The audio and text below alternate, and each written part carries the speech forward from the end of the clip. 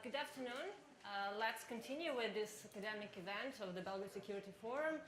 My name is Biljana Đorđević. I'm from Faculty of Political Science, University of Belgrade, and I will be moderating this second panel entitled Looking Beyond Migration, Challenges to Integration in Host Countries. And we have four paper presenters and a discussant.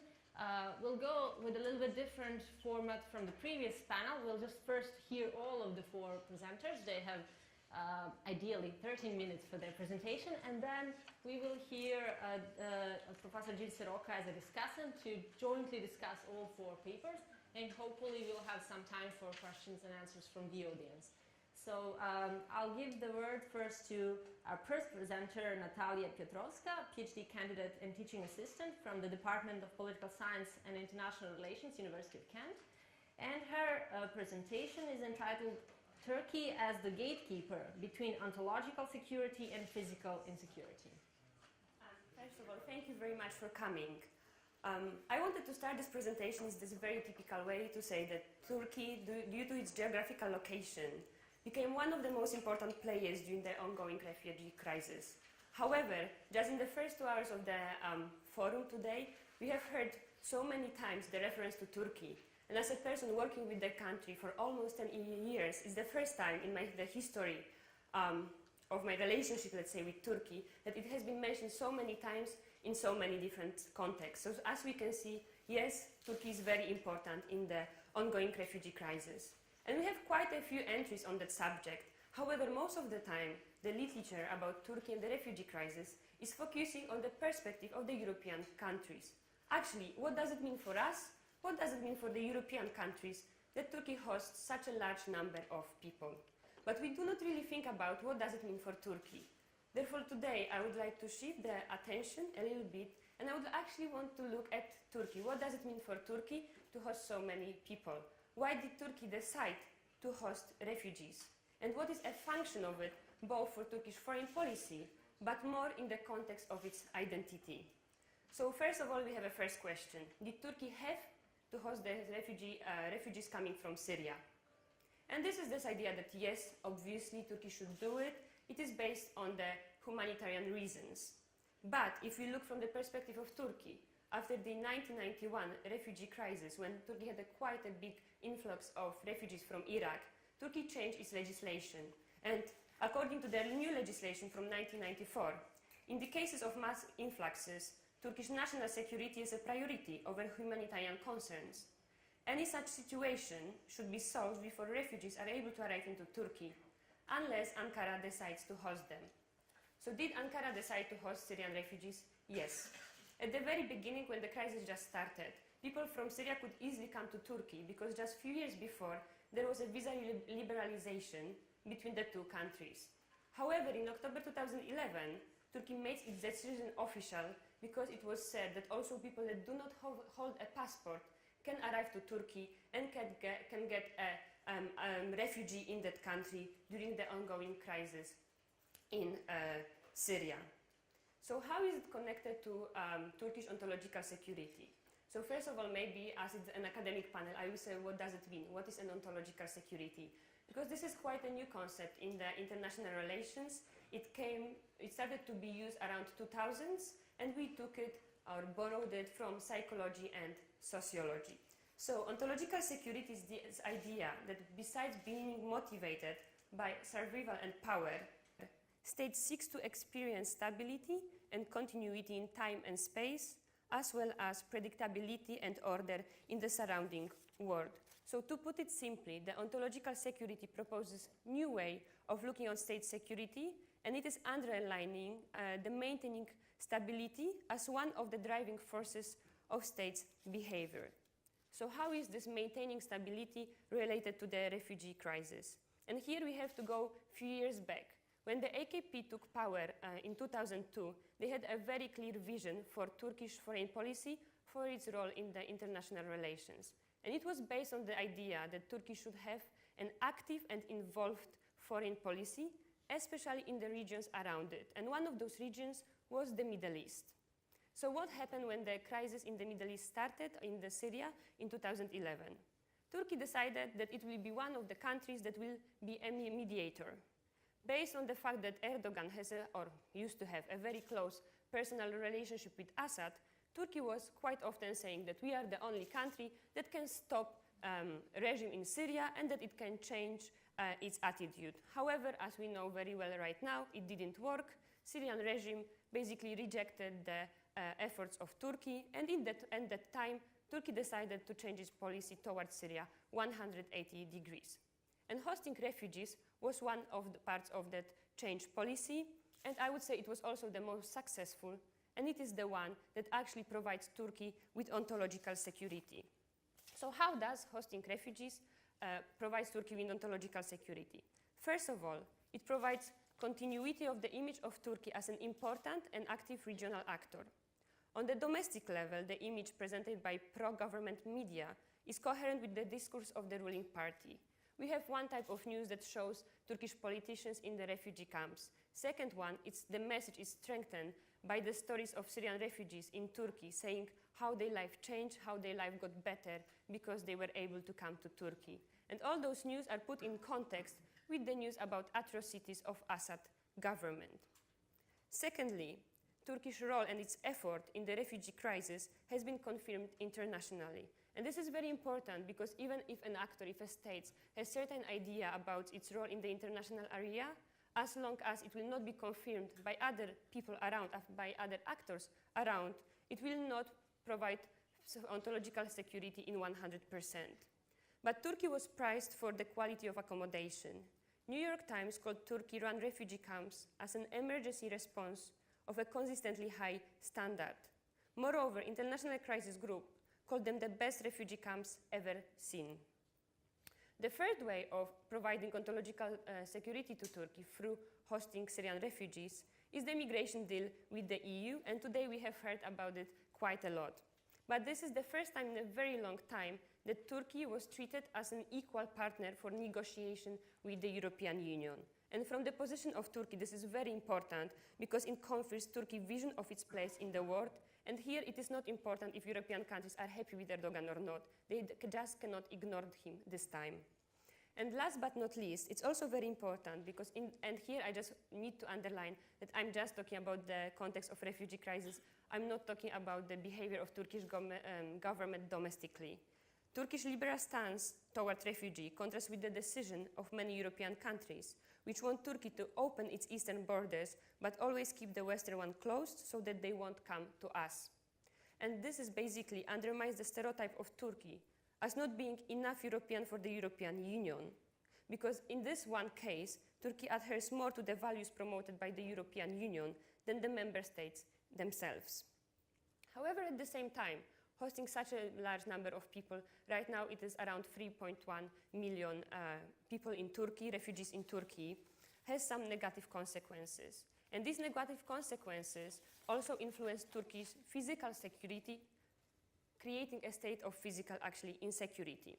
So first and the most visible way of creating an insecurity in Turkey through hosting and through open door policy are terrorist attacks on the territory of Turkey. So we have one case of a terrorist attack being done by a person who entered Turkey just 2 weeks before as a refugee, and this was this January 2016 in Istanbul. But besides that, due to the open border between Turkey and Syria, the coming from Turkey to Syria was very easy, also carrying weapons. And most of the people from ISIS or connected to ISIS that carry out attacks on the territory of Turkey, and those are both Turkish national and foreigners, had for some time been in Syria, or they entered to Turkey straight from Syria, and the weapon was also traced back in many cases to the territory of Syria. And this was the case in the terrorist attack in Diyarbakir, in Suruc in 2015, in Ankara in October 2015. That was the biggest attack on the territory of Turkey in its history, and right now we have the first anniversary of it, when more than 100 people died. And in the latest one, on the Ataturk airport in Istanbul from June 2016, where 3 Caucasian males came to Turkey just straight from Raqqa. The second way of influencing Turkish security is through the rising tensions between Turks and Syrians. And this is like a ticking bomb. So it's important to underline that for now, I would say that the level of tension is still surprisingly small for a number of people that are in Turkey. However, we do have problems such as competition over work and lowering wages, the rising rent prices, and feeling of insecurity because locals feel that Syrian refugees are responsible for growing crime, even though Turkish authorities said that this is not true because the crime rate among Syrian refugees is very low. So because of all of it, Turkish people feel quite insecure within their own borders. And this led to two kinds of outcomes. First of all, to protests, and we had protests in all of the bigger cities inside Turkey. But also it led to fights between the two groups. And for example, in a fight during the summer 2016, we had two casualties, two groups of 18-year-old boys, one from Turkey, one from Syria, had a fight over the Syrian group kicking stray dogs, and in the end, one person from each group died because they were using knives. And the last way of causing physical insecurity in Turkey is through sectarian tensions. And this one is extremely dangerous because, as we know, once sectarian tensions start, they are really hard to stop. So the part of Turkey that borders with Syria is known for its mixed ethnicity, and the coexistence there was not always easy. However, lately, there were no bigger problems. And for example, in the Hatay district, when we have Turkish Alevites that are ethnically Arabs, however, they are not Sunni, when such large number of Sunni Arab refugees came to that district, there was lots of rising tensions. And because of that, the government of Turkey had to move these refugees to the other parts of the country. But this can be also a problem in such a places as Ansanil Rufa and Mardin, when we have a mixed Turkish, Kurdish, and Arab population, and their coexistence not always was easy. And having so many Sunni Arab refugees changes the balance a lot. So in my paper, or in this presentation, I wanted to show how Turkish governments used hosting refugees as a way to provide ontological security after their policy toward Syria failed, and it failed greatly because they underwrite quite publicly their influence on Assad that they did not have.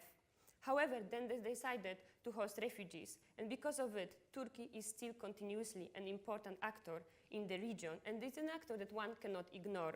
However, at the same time, it created a situation where by hosting refugees, Turkey seeks or is provided with its ontological security. However, it is undermining its physical security. Thank you. Thank you, Natalia, for being punctual. Our second speaker is Giacomo Bazzani, a PhD candidate in political and social science, University of Turin and University of Florence. And the title of his presentation is Between Rights and Markets, the Mechanism of Economization of the Refugee Reception in Italy. Yes, thank you. And thank you for the Belgrade Security Forum for the invitation. And I should arrive in the PowerPoint presentation. What I try to discuss with you, it's a specific point of view over the policy making of refugee reception, and where we can consider the influence of different economic theories over the decision of policymaker. Because on the one hand, and here is the presentation. Yes, thank you. Yes, because on the one hand, we have different stakeholders that are pressing over the policy making of refugee reception at national and international level. On the other side, we can observe how different economic theories can perform in the policymaker decision making at the national and at the local level. I'll try to show you that possibility. And the idea comes to my mind when I read this article on an Italian newspaper that they were saying that a lot of money is moving over the heads of the asylum seeker, yet the migrants continue to live in conditions unworthy. The reception centers for asylum seekers are jobs creators in areas where unemployment was already the rule before the crisis. The workers involved may be people who work with commitment and patience, but their action alone is useless when it's the whole mechanism that does not work. And so the idea was to try to map and describe this kind of mechanism, how it works in that situation. And there are, of course, many levels by which the mechanism is working on, from the international national law until the level of personal biographical history of migrants and at the level of social integration in the local communities. I try to focus on the level of beliefs formation in the policymaker. That's the short outline of what I'm going to present. The key point I'd like to give you and keep in mind is the question of how economic theory affects policy making. And regarding the context, I don't discuss it because in the previous panel and also the first speaker of today already give to you an overview of what is happening now in Europe. The main nationalities that coming from deriving to Greece are coming from the Middle East. Differently in Italy, they are coming from Africa. That's the number of asylum applicants in Europe that is growing in the last 2 years, mainly in Germany. The outer line is Germany, and the main line is the EU. And also we already discussed what's the level of European law influence over that in the previous panel, so I'm not going to discuss it, but just to remind that it was working quite good until the 80s, and because during the Cold War it wasn't a problem to have asylum seeker or refugees, because there was a few, and at the same time it was a kind of honor to have people that want to cross the border and go to the other side in some way. And so that's the Schengen border. We already discussed that Greece and Italy are the first 2 points where the asylum seeker arrive. And in theory, they should stay there because it's the first safe state where they arrive. But as we already said, Greece and Italy are already considered not a really safe state. It's a really contradiction that we already saw. That's the different kind of refugee center that in Italy are arranged depending on the level of the asylum seeker arriving. But from first aid reception center until integration and social inclusion centers. And in general, in total number, the admission are not really impressive for 100,000 people in countries of 55, almost 60 million of people. It's difficult to talk about crisis or emergency anyway.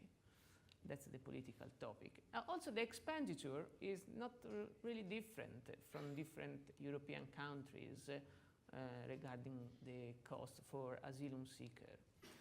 And so our question is, what's the argument adopted by the public policy leading to the formation of a market of services in the field of refugee reception, and if the expectations are translated into daily practice in the reception of refugees? We are looking to give an answer to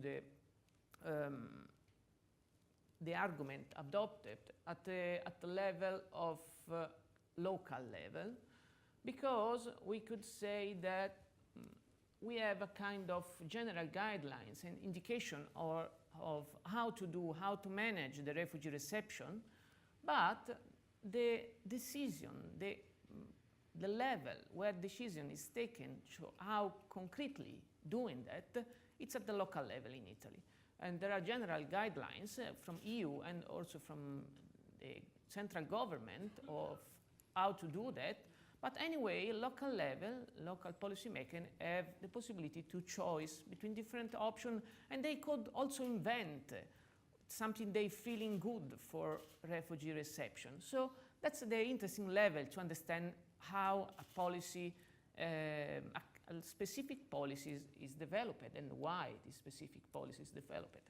Our assumption is that not everything can be explained as corruption and clientelism. Of course, there could be a part that could be a kind of corruption or clientelism because many money, as we said, are moving ahead of the asylum seeker. But in the same time, many investigation and policy inquiry are over that situation, and so we can say that there is no corruption in all the situation. Often are policy-making strategies that are adopted. So I did a series of interviews to the policymakers, and it's a kind of short index of what are the main duties and expectations under the policymaker they take a decision of how to do. One is, of course, the law, the national and international law. Well, the second is the public opinion. They say that nobody wants to hear about refugees. We are under the pressure of decades of construction of the stranger from the political discourse. Lega Nord and other political parties build their consensus of the fear for immigration. I don't know if you know Lega Nord. It's a kind of populist right-wing parties that we have in Italy from the 90s. They started with the idea to divide Italy from the north to the south, because the south are the problem and they are different and so and so. But recently they arrived to decide that the problem was the migrants, not again the south of Italy, but the migrants. But also other parties are taking this kind of position, xenophobic and the racist position. And another point is that, say, everybody are sad for the diet in the Mediterranean Sea when they saw it on TV, but nobody wants them close to their home. That's a kind of feeling that the perception from the policymaker. And another point is the lack of knowledge structures, because they say there is no stable structure for the refugee reception center. When the government may change everything. There isn't any interest for politicians at the national level to invest in refugee reception. And they also say we have general guidelines from the Interior Ministry. How to manage it in the specific context is demanded to local authorities, prefecture and municipalities. And the last point, key point, is the fund. And they are limited at fixed, depending from the number of refugees in each province. They allow you to pay only livelihood, not to plan and invest. So the lack of knowledge structure is also depending by the funding. That it's really connected with each people you have in your province, and you have a daily allowance, a daily funding for them. And so what's the answer from policymaker at the local level? And anyway, from the pressure of the law, they have to arrange a refugee reception. For answering to the public opinion, they used to keep it far from cities, because in some way the general idea is that if people don't see them, maybe it's not a problem, because people don't make complain, don't protest, and keep it far from the cities. And so use all the buildings in the land, in the interior of the region, and with no connection to the city. So keep it far from the city. To the lack of knowledge structure and the fundings, I want to argue that we are seeing the mechanisms of police formation in the policy maker. What I specifically to try to describe as the economization point, and which the mechanism of beliefs formation. And beliefs formation are described by Redgreen and as 6 different kind. And I found that in policymaker for refugee reception are operating the mechanism of the analogy. Analogy means you can deduct your beliefs over policy making refugee reception by other beliefs, because you have no specific knowledge of how to do or scientific support. In this situation, you have a kind of black box where to take a rapid decision and use the analogy argument. The analogy argument is something that say, we have a model, the object A, where we can take characteristics that can we adopt to the refugee reception. The point is, of course, so what to take as a model. In this situation, people giving you the model, it's a kind of external epistemic authorities, but of course in this situation knowledge became trust. I go really fast after, if you want to more explanation you can ask me. And to give an answer to this kind of model we can adopt, we can say to the different possibly relationship between state and private. And I argue that in this situation I'm working this specific model of relationship between state and private coming from economic formalism. The economic formalism can discuss with you now, and posing that the human action has a constant individual choice between different options to maximize their utility. It's a kind of neoclassical economic theory that arriving to pose that collective utility is the sum of individual utilities, and the public services became a market of services in this situation. So it became the kind of possible good answer to the lack of knowledge structure and the lack of funding. And so if we take this model for the analogy argument, we arrive to arrange the refugee reception as a market of services. And so it's a kind of mechanism of beliefs formation, the policymaker. The effects are that the first, they organizing public tenders to arrange a refugee reception with local NGO or other association with a list of things they have to do for refugees. And secondly, they arrive into a price cutting because tenders are at lower prices. And from 35 euros that the state give to local authorities to each refugees for each days, and they reducing until 21 euros per day. In this situation, reception became a service and refugees became a kind of consumers, but a specific consumer where, if we look into definition by Albert Hirschman, we could say that it's a specific kind of consumer that have no possibility of exit because refugees cannot choose where they want to stay. They just have to stay there and wait for a decision. And at the same time, they have no the possibility of voice because as we saw, there is no political parties that want to support and to hire and to working for them. So it's a kind of market that in Hirschman terms doesn't work because the consumer has no any possibility of exit or voice. And so it's a kind of mechanism I try to describe. So what's the output, just to concluding? The output is in the same way, it's a sentence of European Court of Human Rights where they say that accommodation in Italy may be insalubrious or violent condition, and they say to an Afghanistan applicants to Switzerland to don't come back in Italy. And you know, of course, Lampedusa, the lowest part of EU in the Mediterranean Sea, the situation is really bad, as you know. And at the same time, we can see we are in the south of Italy, and Maneveltum Consortium, it's an NGO that is dealing with 1,000 refugees per day, and they earn around 30,000 euros per day. The situation are really bad. And at the same time, it's really just to show you that's the director of the Maneveltum Consortium, and he posting on Facebook that's with his Ferrari, and so it's a really paradox situation, contradictory situation on the refugee reception.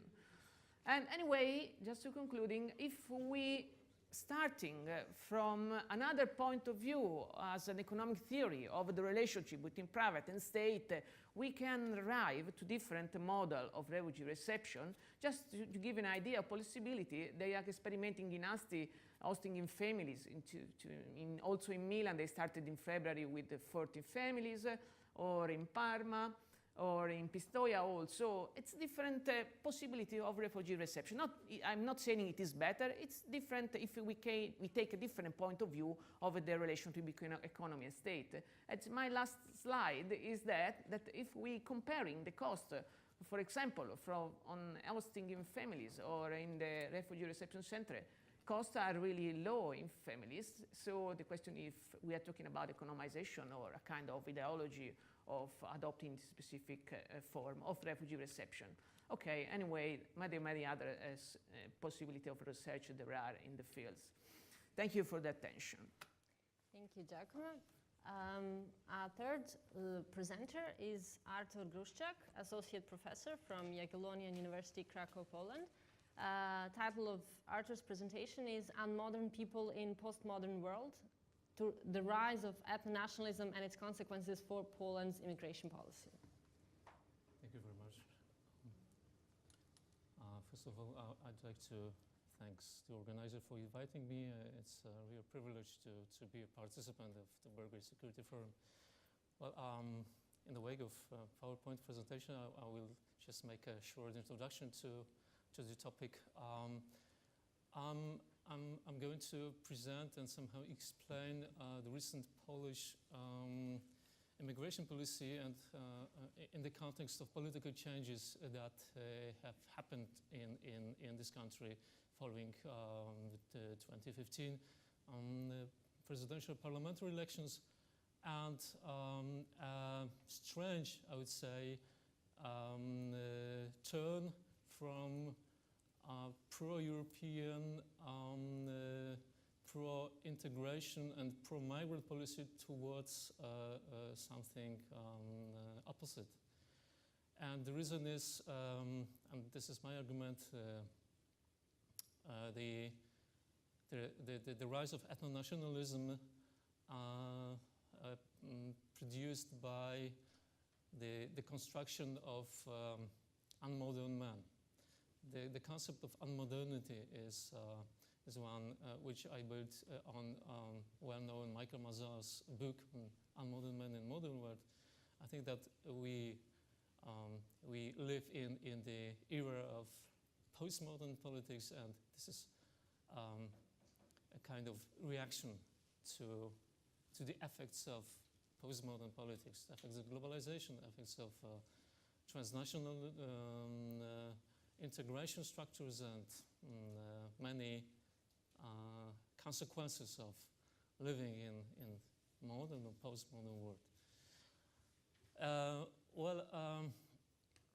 I will also argue that the immigration issue or the migrant crisis has been used or maybe abused or misused as a tool for politicizing the question of EU policy, but also to securitize the migration issue, just having it as a security object, as a security issue, regardless of the regardless of the factual backgrounds and just notwithstanding the practical effects of immigration policy. Okay, so my argument is that the current ruling party, the Law and Justice, symbolizes or epitomizes a radical reaction to the challenges of modernization. In the post-communist society, which, despite a quarter century of democratic, liberal transformation, Polish society is, which is connected with a certain model of economic development and economic modernization, and this environment, the surroundings, especially the normative institutional framework of the EU membership. Second, circularization of the migrant is also the question of the problem of the alien or the other, and a sort of resistance to the appearance of the other in, let's say, the traditional everyday life. And this is one of the, let's say, triggers of the rise of ethno-nationalism. And finally, as I already said, the concept of unmodernity, which I think offers a really interesting explanation, and the Polish case can be illustrative for many others, not only many other countries, not only those which show certain similarities like Hungary or other Visegrad group countries, but also so-called old European or old EU nations. Just very briefly, just a short review of some concept on modernity based on the, say, scholarly literature and this, say, a scholarship on that. The recently published Stephen Smith book just poses the question, what is modernity? And actually, the answer is modernity is a real problem. and modernization which touches society also invades somehow, interferes in the traditional structures, institutions, and some mindsets which are typical for many societies. So, and modernity can be taken as a variant of anti-modernism, project of alternative patterns, which still permeate the logic of progress, development, and modernization as such. So a conservative project discarding modernity is quite in vogue. It gets more and more popular. And moreover, on modernity practices, I call it an archaeology of power, and some sort of return to really simple, traditional, classical, reconstructed structures and patterns and solutions to everyday problems. Okay, just in a nutshell, situation in Poland, the 2015 parliamentary and presidential elections ended in the triumph of the Law and Justice Party, which is conservative. Well, it's a mix. It's a mix of conservative, populist, but also with some elements of socialist political economy, intervention of state in the economy, and let's say so-called economic patriotism, which is just a nationalist approach to economic development. And what is really relevant in this regard, absolute majority in the lower house of parliament in the same. So it was interpreted as the license to divide and rule. And under the slogan of the good change, the chairman of Law Justice, Jarosław Kaczyński, called it a conservative counter-revolution. Actually, it's not Kaczynski's original concept.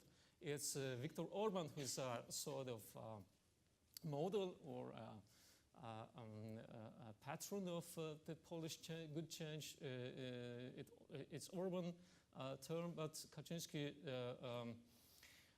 subscribed to this concept, and conservative revolution is just a passage to unmodernity, recreation of traditional ethno-nationalist community defined by three, typical for the Polish society and maybe for other Central European or East European societies, syndromes. The first is messianism, just the belief that Poland is absolutely unique and it has a mission to comply, just to defend Europe against this dangerous liberal currents and anti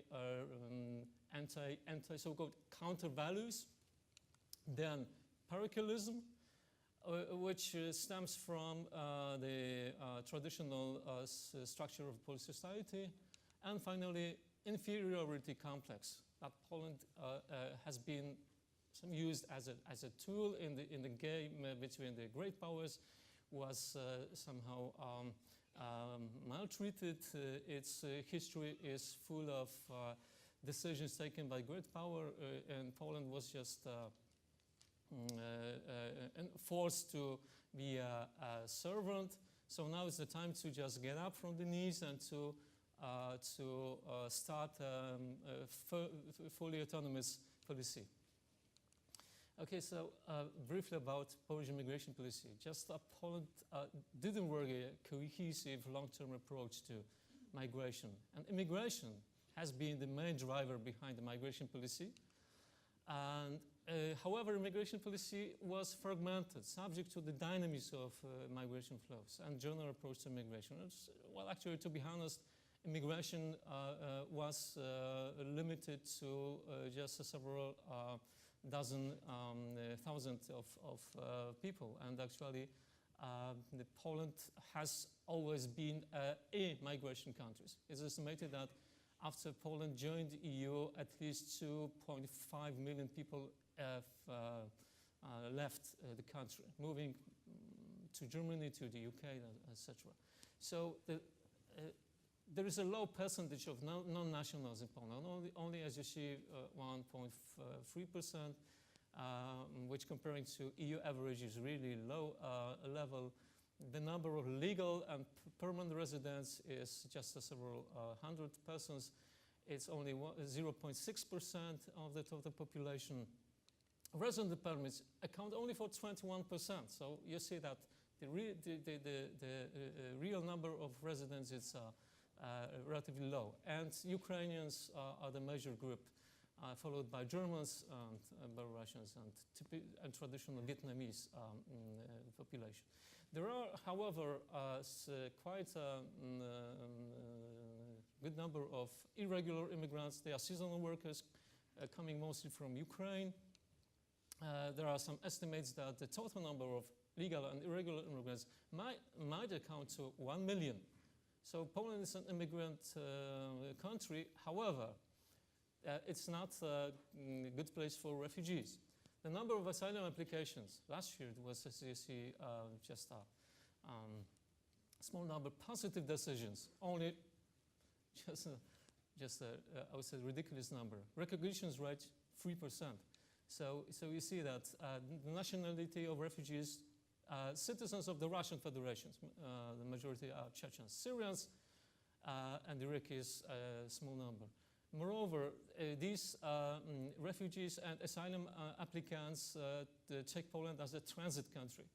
It's, for them, it's a chance to get asylum and then try to move to the West, or towards the West. So overall number of foreigners having legal residence, just 5.5 thousand. So how is the official discourse on refugee? Already under liberal rule, there was a so-called voluntary solidarity principle, so Poland should be flexible. The liberal government, pressed by the opposition, conservative opposition, was trying to somehow avoid the participation in the EU-led mechanisms, especially relocation scheme. It declared help for real refugees, not economic migrants, and accepting migrants, but not quotas. So the support for relocation was deemed to be a sign of solidarity with Europe.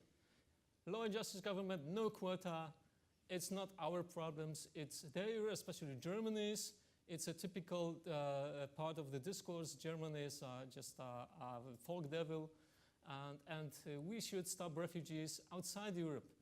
Chairman Jarosław Kaczyński is a cat lover, but he said that refugees carry various parasites, protozoas, spread dangerous diseases. That's a shameful statement, but it's one of many that were presented by the members of the ruling Law and Justice Party, also in the parliament. There is a causal link between refugees and terrorists. You see that it's weekly, quite important. It's influential because now there are former advisors to the ruling party, so it's really presents a position of the government. There is anti-Muslim attitudes. Antipathy to Arabs identified with the Muslims is 67%. And there is also an anti-Muslim discord. Islam is intolerant, so you can see the former prime minister as trying to Islamize Poland, of course, on the order of Berlin. So it's another kind of strange, statement. Okay, so to the conclusion. Well, the symptoms of ethno-nationalism are inculcated as a general perception of the other.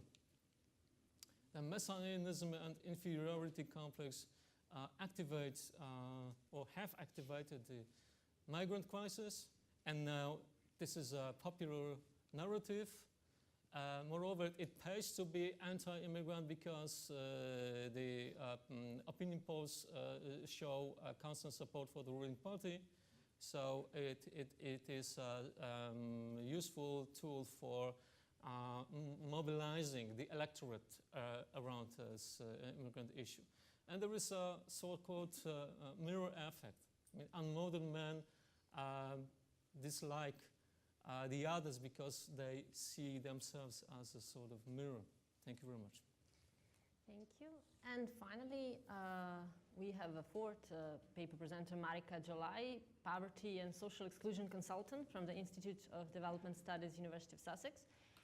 Title of her presentation is Refugee Crisis in Europe and Intersecting Inequalities in the Host Countries. Thank you.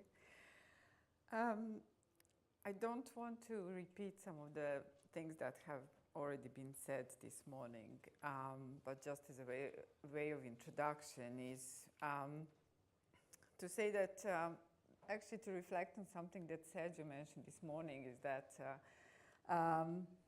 what we know about the recent migration crisis is not based on evidence. And I was really thinking about how much do we know about the life of migrants, immigrants, both migrants and refugees once they reach their destination countries, and how do we investigate and how do we frame our understanding on what happens to immigrants once they formally or informally settle in their host countries.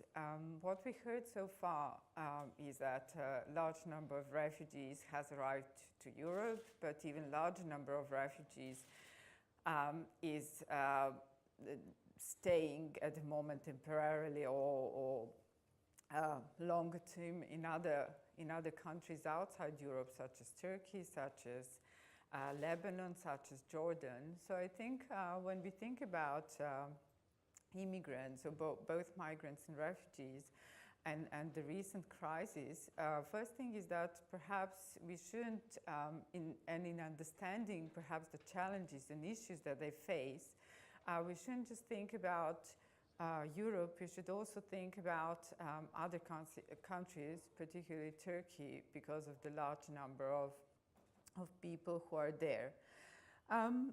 So I think even though, if you look at Europe and arrivals to Europe, even though for most of the immigrants who come through a very challenging journey and end up in the European countries or mostly in EU member states, is that the end of the journey, well, and it's not end of their difficulties, because they're likely to face and suffer from extensive marginalization and protracted exclusion in their host countries. And this is something that we really need to understand and investigate. So first of all, my paper is about how do we understand this, the basis of marginalization and exclusion of the refugees, and also how do we understand the implications of these processes that affect them, because these processes are not short-term. I mean, their stay in the country is likely to be quite long, so these processes that affect them are likely to have long-term consequences as well. Some of the questions that I was thinking about is, are all immigrants, first of all, both refugees and migrants, marginalized and excluded in the societies and in the countries where they arrive? And then also we heard today a lot, since this morning, a lot about the numbers. And there is a strong emphasis on numbers, which really, in some way, they can be really scary because we're talking about millions of people.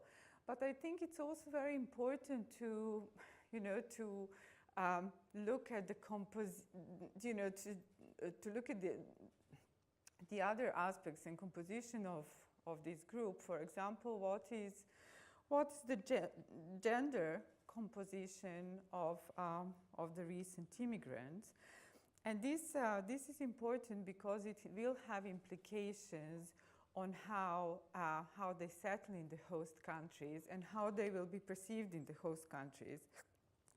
So, for example, according to the UNHCR, looking at the arrivals in 2015 and 16, 53% are men, then 29% are children, and then 18% of them are women.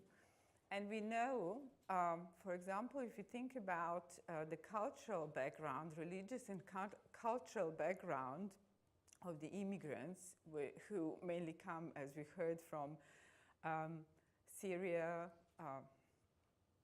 Afghanistan. So we know that both children and women are likely to be excluded based on cultural and social practices and social roles and norms within these societies already. So as they come, as they come into the host countries and migrants, it's not just how they're treated by the governments or by the local population in their host countries. It is also about how they're treated within their ethno-religious social group. In other words, for example, if you think about what happens to children who quite often travel as unaccompanied minors, and they're especially at the risk of exclusion and vulnerability. We also have to think that, within their own group, be it Syrian, be it Iraqi, be it in Afghanistan, they're also going to be excluded. And the same goes for women. So for this reason, I proposed in my paper that we should use social exclusion and intersecting inequalities approach, conceptual framework to understand the challenges, personal challenges, group challenges, and also policy challenges that affect the immigrants in this country, in these countries, in the EU countries. But then on the other hand, I also think that we shouldn't think about just the last influx of refugees, because yes, it is the most visible one, and yes, it is the one that has been affecting EU member states primarily, and other European countries as well, in the last 2 or 3 years. But actually, migration to Europe is not a new thing. If you look at, if you go back to Bosnian War, which was 20 years ago, and wars in former Yugoslavia, only in Bosnia there were 2 million people displaced, and all this, a large number of these people ended up in Europe. If you look at, and it is really interesting for analysis of perception of immigrants in the Eastern European countries, because before the Bosnian War, the largest number of immigrants to Western Europe were actually coming from Eastern Europe and the former Soviet Union bloc. So if you look at the numbers of people, of immigrants or refugees, they didn't have status of refugees, but if you look at the numbers of immigrants, they were from Eastern Europe. Now, same Eastern European countries are actually very exclusive and have very discriminatory approach to the recent immigrants. And then again, going back to the Second World War, migration is something that was that affected Europe inside and outside, migration to America, etc. So I'm saying this because I think that perceptions and opinions on the one hand by local population, and then by the policymakers on the other hand, are not determined just by the latest crisis, but they're also determined by the immigrants who already live in these countries. So social exclusion framework basically takes into consideration different social identities, first that are ascribed, like age, gender, usually ethnicity and religion as well, but it also takes into account geographic location. So we heard from Stevan this morning, I thought it was really interesting about building gated communities. Geographic exclusion, being placed in place where there is no possibility of contact with other groups. But also it's about cultural perceptions and social norms and roles. On the other hand, it's also about exclusion comes, it's not just about identity, it's also about, and I think that's really important, it's about lack of political participation of the migrant groups in the decision-making process with regards to anything that affects them. So in the host countries, actually, immigrants don't have a possibility because they don't know how, or they don't know the channels, they have faced language barriers, they face other barriers as well, so they don't have possibility to participate in this decision-making process. And for example, some literature claims that this power process actually creates an important dynamics which affects how people's immigrants' perceptions of themselves, but then on the other hand, it also affects their behaviors, because ultimately some research, not related to the recent crisis, but has shown that if immigrants are excluded, they're much more likely to, this exclusion is likely to generate a range of unruly practices. They're likely to be involved in petty crime. On the one hand, to issues and things like organized violence, but even civil war. And then, of course, that creates security challenges for the countries where they are. Because of the limited time, I just want to give you Pew Research has done a survey, a really interesting survey, which was published in July this year, looking at the perceptions of citizens of 10 European countries, EU member states, of recent refugees, Muslims who have been living in these countries for a while, but also looking at the perceptions of other ethnic minority groups such as Roma and Jews. So actually, when I was, when I started thinking about these ideas and how to look at the immigrants, I haven't seen comprehensive research, like quantitative research yet, but actually this survey confirms that there are three types of negative views of the immigrants. One is that they're perceived as a security threat, as a terrorist threat in their countries.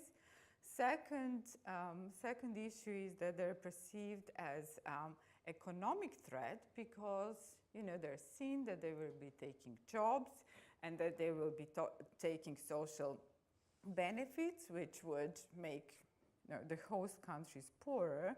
And then the final concern is that actually the immigrants will be criminalized, and that levels of criminalization in the societies will increase.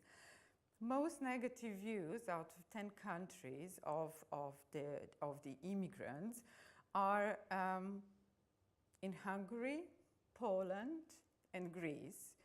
And in all of these countries, between 70 and 80% of respondents actually said that they see immigrants as a terrorist threat, even though these countries have not seen terrorist activities, as opposing to, for example, Spain and France, where only about 40% of respondents see recent immigrants as terrorist threats, even though all of these countries already have terrorist attacks in them.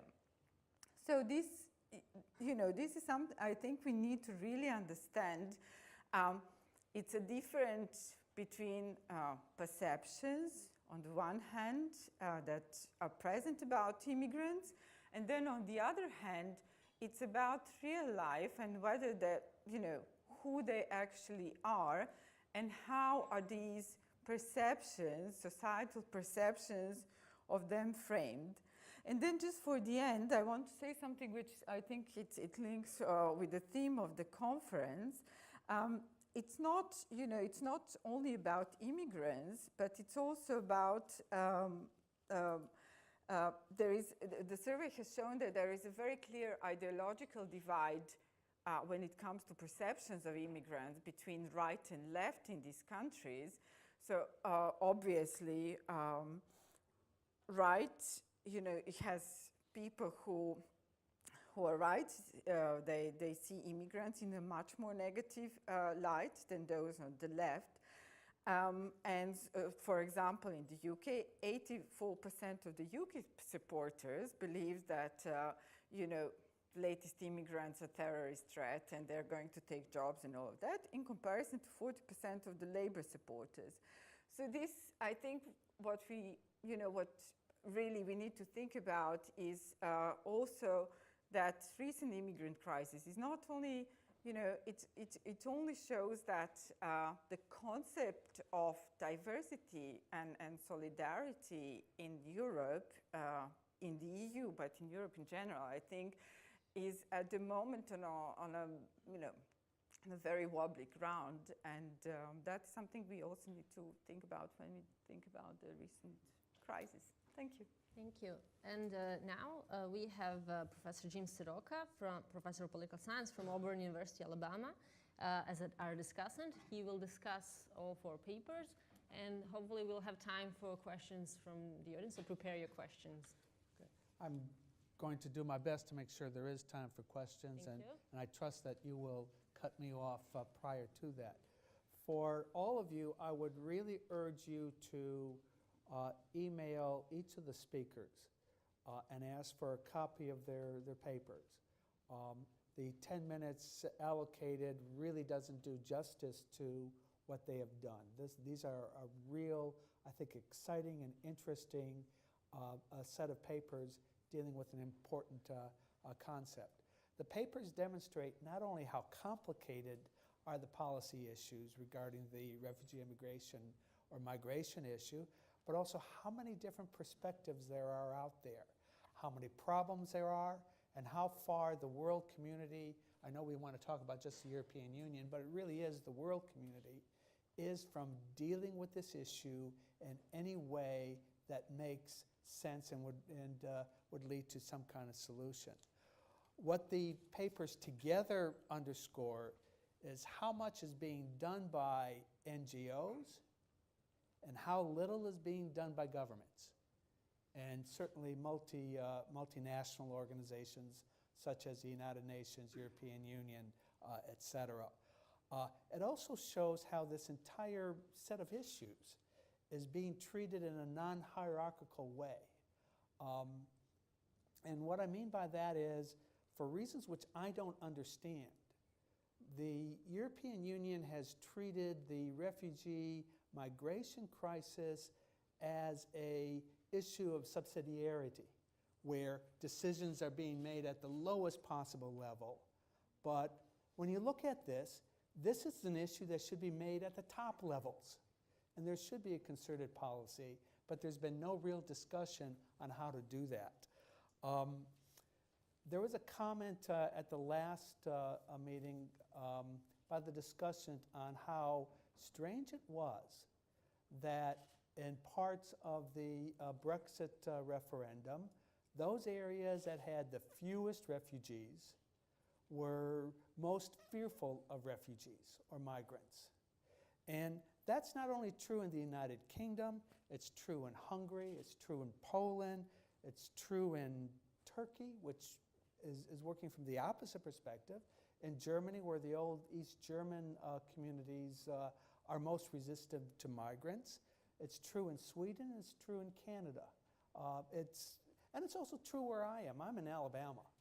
And 10 years ago, I was hosting a local political forum where the Republican candidates were trying to overturn the Democratic Party establishment.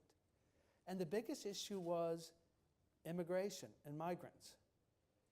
And the community had no migrants at all. But it was the seminal issue for the campaign, and it still is that way today.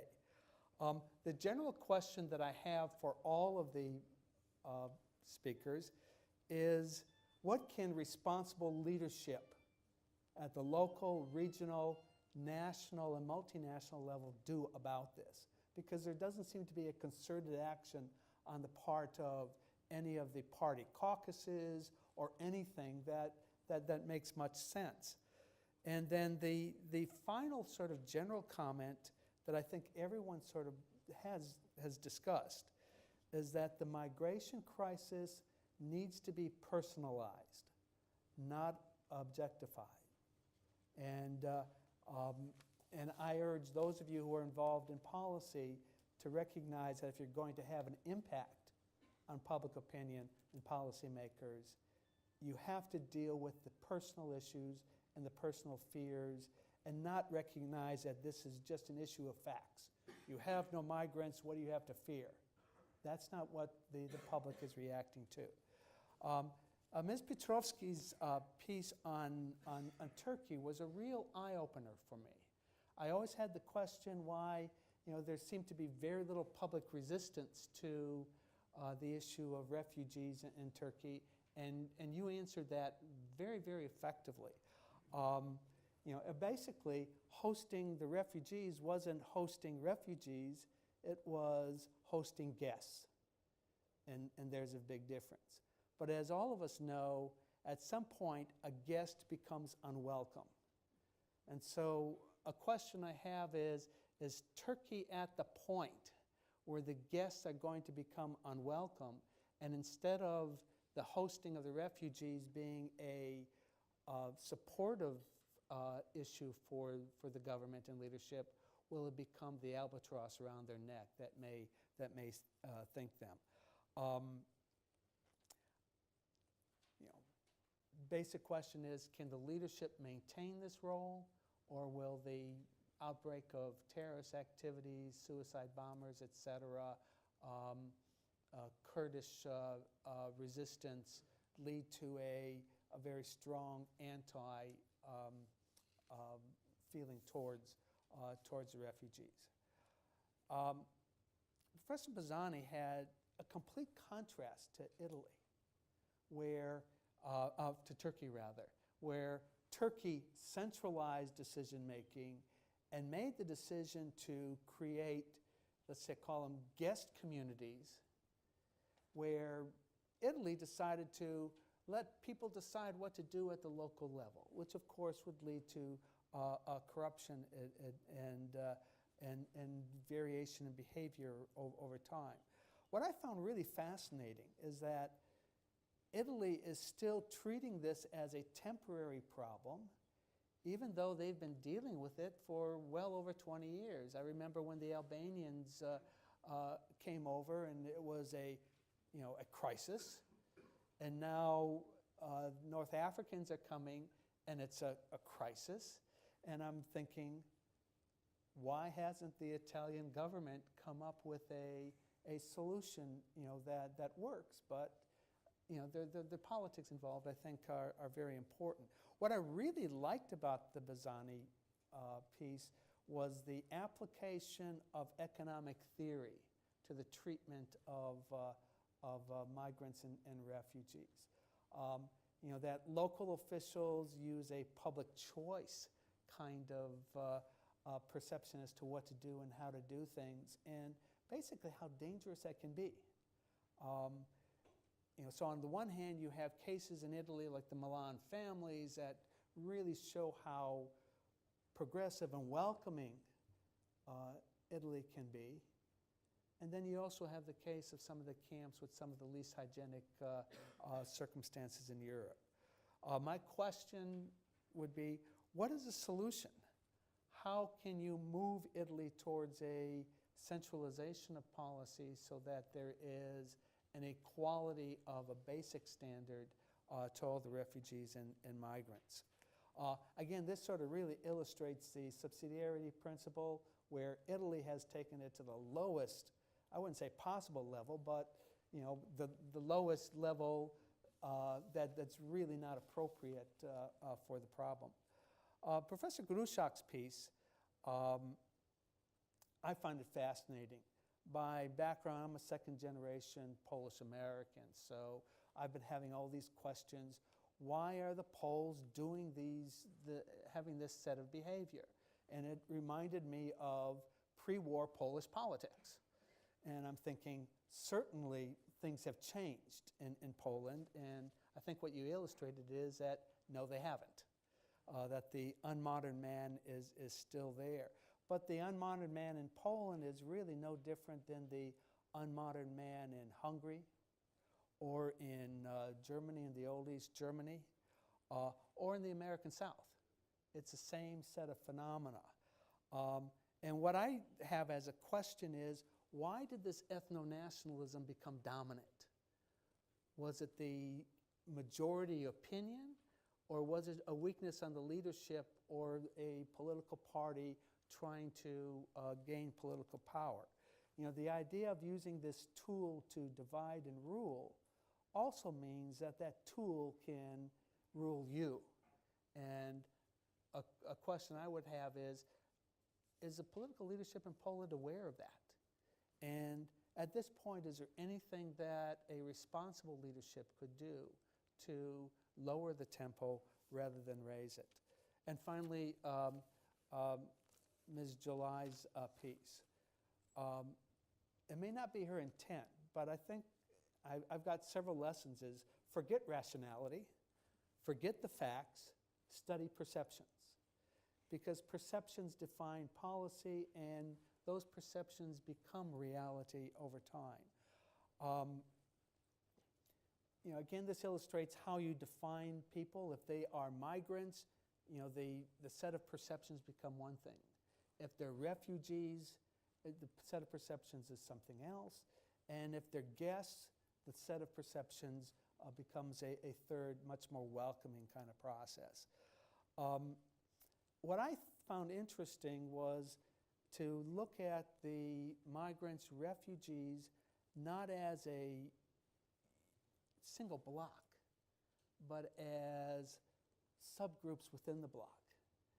And for those of you who are working with NGOs, think of the difficulties of a Syrian mother who within the community of migrants has an inferior position and has no role within the host society where they're at. And there needs to be policies, there needs to be, I think, an awareness that not all migrants are the same, not all refugees are the same, and that the community does not provide, the migration community or the refugee community doesn't provide the same sort of support.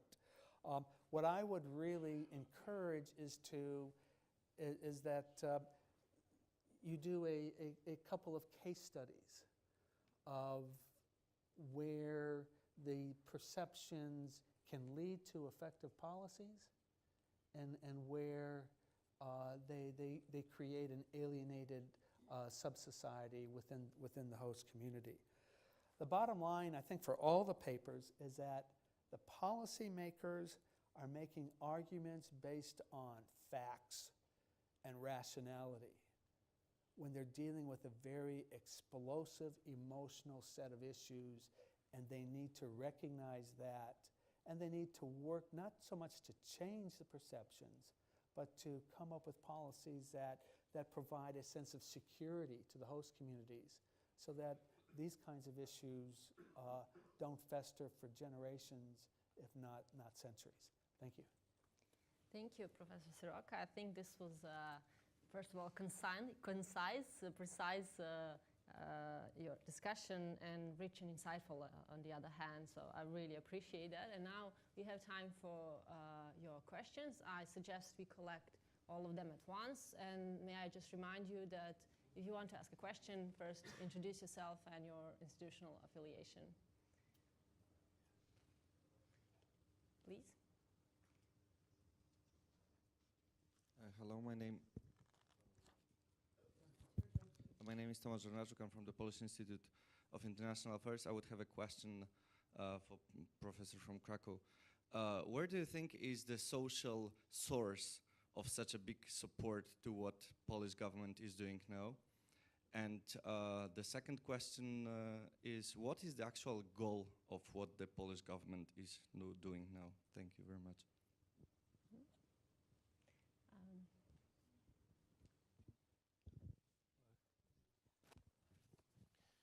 My name is Nenad Kostic. I own an eponymous small foundation.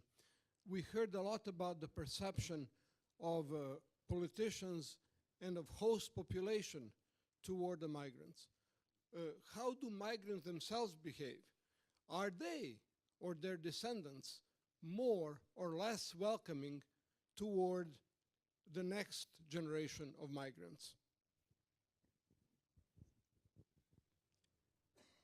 Stevan Tatalovic, Human Security Research Center. So I have a question for Natalia. Well, first of all, thank you for using ontological security as an approach, because it's really important to have that. But maybe this is a question for all the panelists. Can we really perceive Turkey as a safe third country? And what are your findings in your paper? Thank you. Do we have some more questions? Okay, if not, I'll just give the floor to the presenters to answer this, and then we'll see if we have time for more. In the order of, I think we should start with Natalia first. Okay, so thank you very much for that question. It's very important. So I would like to underline that my answer is not based on any judicial way of thinking about it, or European Union definitions or other organization definition about being a safe country, because it's not what I'm working with. However, to be honest, I think the main problem with looking at Turkey as a devil in this conflict, although we should look totally differently at it, is mixing the idea of democracy and the refugee crisis. And as much as we can have a very good normative visions about that, and obviously I am totally for democracy, however, we have here at stake millions of lives, and we have to somehow decide what to do with it. If Turkey is a safe country, I believe it is. I was there just for 5 weeks during the summer. I arrived to Turkey just 5 days after the coup, and I did feel safe. I've been traveling to Turkey on and off for 10 years. I'm not saying that it wasn't a little bit different this time, but it was not like a physical difference, a psychological one. I felt less free in the way that I cannot say what I think.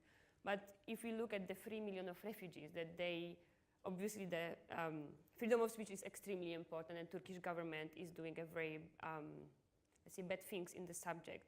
But those 3 million people, they went from Syria not because of the freedom of speech. They arrived to Turkey because they were afraid that they can lose their life every single day. So in this way, yes, Turkey is safe. They have a safe environment. There are no bombs, there are no killings on the streets. However, there are many problems with it also connected, especially that just 10% of those people that arrive to Turkey, they live right now in the refugee camps. So we have 90% of 3 million people living around the streets of many cities in Istanbul, and just some of them, and right now it's a minority of them, is able to afford, let's say, a nice flat and good conditions. So is the question, is Turkey? Yes, Turkey is safe. However, are the conditions that they are living in good? No, they are not. Thank you. Arthur, I think you got a question. Thank you, Jim, for your comments, and I appreciate what you've said about my concepts. And actually, yeah, there is a sort of continuity between the so-called the Second Republic interwar period and the present time, but we still have to remember that there was a communist period. And I think that still this so-called Homo Sovieticus is somehow can be identified in this mindset and the perception of the reality.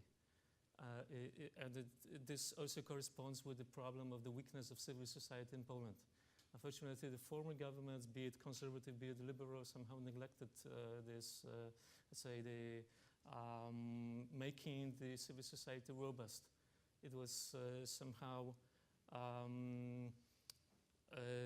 placed in between the governmental policies and the social activity, which is on a relatively low level, because it was rather focused on economic activities instead of, say, the public activities.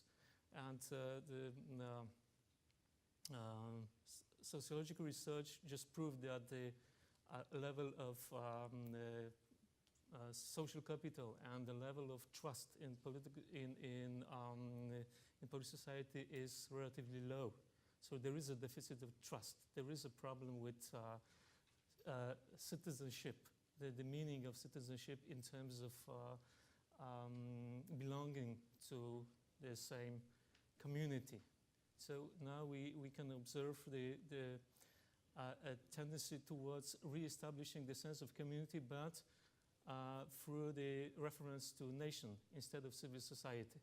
So that's why I called it a revival of ethno-nationalism, because it's a community built on some, let's say, elements of history, kinship, and memory, historical memory. Thank you for your question. Just social source or support, there are many, of course. I mean, there is, I would say, smart governmental policies in terms of redistribution of national income, which to my mind is rather short-sighted instead of bringing about long-term positive consequences. And as I said, I think that the current government just realized that it pays to somehow strengthen this the syndrome of a fear of the other. Well, because there is actually no immigration in Poland. There is an irregular seasonal migration, which proves positive for the Polish society. Somehow fills the gap caused by immigration. So Polish drivers who carry bus in London are replaced by Ukrainian bus drivers in Polish city. So it's a sort of positive attitude towards real immigrants, real migration workers. But on the other hand, there is this, let's say, focus on the picture of immigrant as something like a folk devil, something evil coming from Asia, from Syria, from the Arab world. And you certainly know that the discourse, the narrative in the public media especially, but also social media, is rather one-dimensional. It shows immigrants as some negative factors affecting, let's say, Polish public arena. Thank you. Thank you. Do we have more questions? Okay, can I ask two questions, and then I'll give the word to Giacomo and Marika to reply if they want to what the gentleman over there asked and Professor Sirocco asked. I just briefly wanted to say that I was very interested in hearing your presentation, Giacomo, and I study ethics of migration, how liberal political philosophy justify, open-closed borders, and I can also say that neoclassical migration theory, migrant as a rational utility maximizer, is predominant there, even if they don't say that. So it's very difficult to think outside of this. And that's why I want to push you. I'm sorry you didn't have more time to say about this other outside market projects. But you were reluctant. You said, I don't say this is better, but it's different. But I think it would be interesting to say that this might be better, or what can we learn from that? Because if it's just different, what's the use of this for us? And for Marika, I was just, I'm always worried when I hear pattern of behavior of people that they read news and they sympathize with, all bad, not all of them, of course, but many people, they read, they see. I mean, we live in the society where it's impossible not to see what is happening. But tomorrow they can completely disregard this suffering, of people. And this always makes me wonder, what are the limits of our solidarity? And if the problem is first that the solidarity is lacking within, nation states already with their co-citizens, and of course then it will be missing, with refugees. So it's just, I think it's very important to constantly, especially in academia, emphasize these different inequalities. But it's always, it's more of a comment and question. Are we sure that if we say this and show this, that this will make a difference? I think we need to do more, and just wanted to express this. And now I give a word for Giacomo, and then you. I started? Yes. Yeah. Thank you for the comment. Yes, you are right. I said it's not better, it's different, because I think as a social scientist, we should think to this kind of policy reception refugees, and at the beginning as without a evaluative point of view, without a normative point of view, because the risk I think is that we take that our position, our beliefs over what is going to happen if we use the state, the local, of the families is going better. Maybe it's not what's really happened after. I think we should see in deep there what's happened to the people, what is going on, what has the connection with the local communities, what are happening to the personal biographical history of asylum seeker. And after think and evaluate as a social scientist what could be the better way to manage with the issue, and so I cannot say at the moment, because I have not the argument and the data to say that the institutional reception is worse or is better than family. And I'd like that we should pose the question to ourselves and try to investigate and compare what's happened with different kind of policies. And going to the Jim comments, and you posed your question really interesting that are moving to my presentation from an explanation point of view to a normative point of view. The question was why we still continue to talking about the crisis and emergency, and the second, what could be a solution for that kind of really different local arrangement for refugee reception. And I think that we are still continuing to talk about the crisis and the emergency. You quoted when in Albania started to arrive in Italy 25 years ago with the ships. And because in some way it's we used to instrumentalize, to use the foreigner to build in some way a national identity from political actors, to build the foreigner where we can close ourselves, where we can recognize our identity opposite to the foreigner.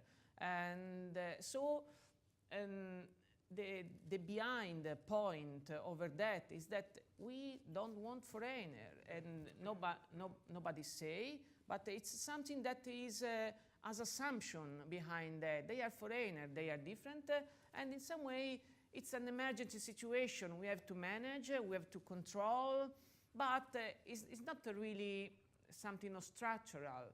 It means that migration is something that always happened in history. Italy was a country of emigration during the last century, but it seems that nobody wants to recognize that it's our history, it's our past, it's our future, of course, because the flux is growing, I think, in the next years.